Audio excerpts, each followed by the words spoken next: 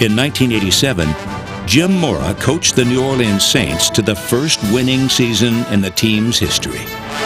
Page in motion, Marino back to pass, he's hit by Swelling, fumbles the ball, it's picked up by the Saints, will score! New Orleans qualified for 4 postseason appearances under the hard-working and straight-talking head coach.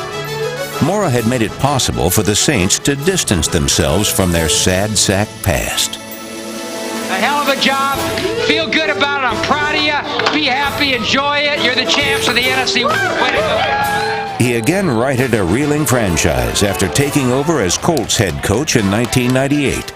A year later, Indianapolis won a division title. Remember what Coach said all the way, ugly, pretty, whatever it takes. That's right. Everybody unselfish, whatever it takes to win on 3. 1, 2, 3, win. The Colts returned to the playoffs in 1999. Manning drops back play action. He's got Marvin wide open. He's got it. Touchdown! Throughout his career, this former Marine kept a tight rein on his players, but he wasn't always able to control his own emotions. We just got our ass totally kicked. We couldn't do diddly poo offensively. We couldn't make a first down. We couldn't run the ball. We didn't try to run the ball. We couldn't complete a pass. We sucked.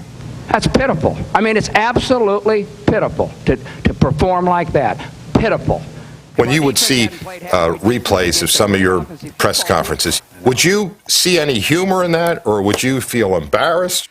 Most of the time with those, I was a little embarrassed and wish I could have taken some of those things back and done it differently.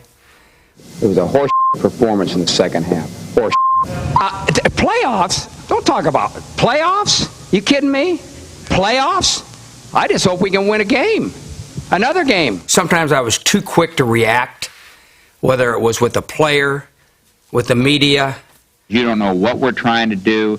You guys don't look at the films. You don't know what happened. You really don't know. You think you know, but you don't know. And you never will.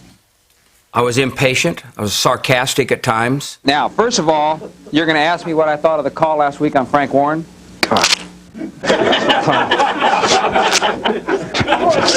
The NFL is so competitive, tremendous amount of pressure, and you work so hard at being successful that when you win, when you walk off that field as a winner on Sunday afternoon, it's like, whew, we got one.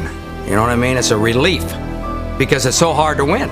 And when you lose, it just kills you.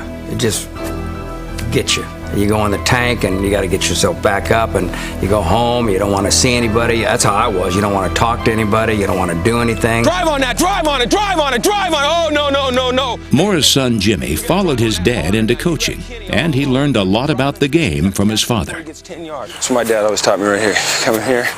But Jimmy's personal priorities set him apart from the way his dad coached.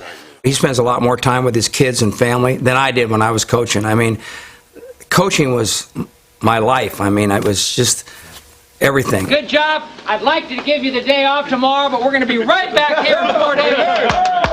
We'll go to work tomorrow. And Jimmy can leave it, and he can come home and leave the job at the office a lot better than I could, a lot better. And he's doing it the right way.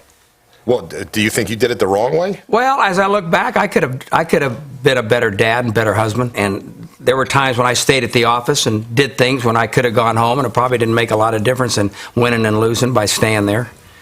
But I don't know, I did. You were the most successful coach in the history of the New Orleans Saints. Why did you resign? We were in our 4th year where we weren't in the playoffs, weren't winning. And it just got to me. And I don't know if you call it burnout or what, but I couldn't do it. I mean, I didn't want to go out on that field one more time. I didn't want to coach one more day. When you went to the Colts, did you change anything about the way you coached? I was more comfortable in becoming closer to the players on a personal basis. I was more outgoing to the players. I mean, I showed my emotions more. I wasn't afraid to let go and let loose amongst the players.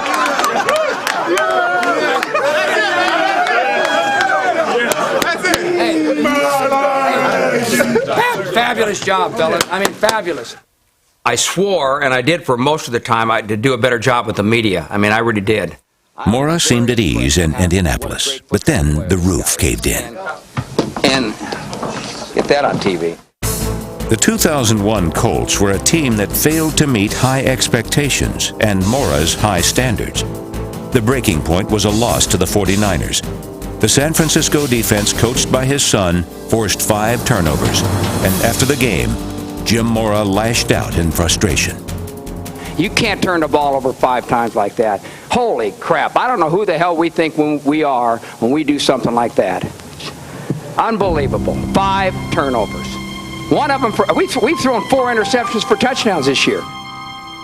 The usually reserved Peyton Manning eventually responded to Mora's outburst. TV kept playing this thing, you know. It was on ESPN forever. It was horrible. Horrible. 5 interceptions, 5 turnovers. Horrible.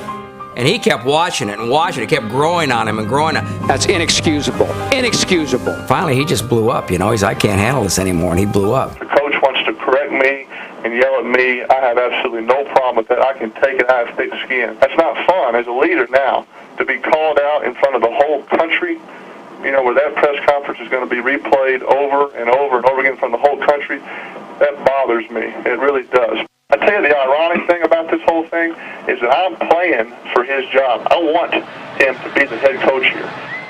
You know, I've always believed in supporting one another, and if you got to handle something, let's handle it within the locker room, within the team, and it always been that way. As I said, he was always loyal to me and always very supportive of me. And this was just the one time that it kind of came out of the locker room and it got a lot of attention, and it just didn't really like it. And so, but you know, it happened, and it was over with 2 days later. You know, once he and I talked about it.